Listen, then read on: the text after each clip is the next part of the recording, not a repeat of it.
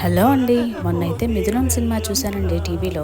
అదేనండి, బాలసుబ్రహ్మణ్యం గారు, లక్ష్మి గారు చేశారు కదా సినిమా. అందులో అయితే ఒక సీన్లో కాకరకాయ పులుసు గురించి బాలసుబ్రహ్మణ్యం గారు చెప్తారండి. అబ్బా, అది విని నిజంగా అంత బాగుంటుందా కాకరకాయ పులుసు అనుకున్నాను నేను.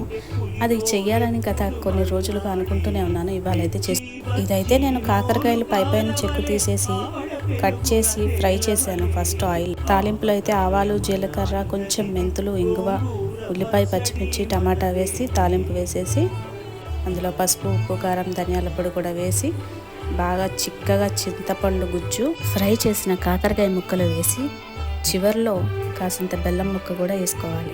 నిజంగా ఈ రెసిపీ ఎవరు కనిపెట్టారో కానీ వాళ్ళకి దండేసి దండం పెట్టాల్సింది. చేదుకాయను కూడా అమృతంలా మార్చారనమాట ఈ వంటతో. ఆ సినిమాలో ఒక మాట అన్నారండి, కాకరకాయ పులుసు మరునాటికే మహత్తరంగా ఉంటుందని. నాకు మరునాటికి కూడా మిగలలేదండి బాబు, ఇవాళే అయిపోయింది పులుసు అంతా.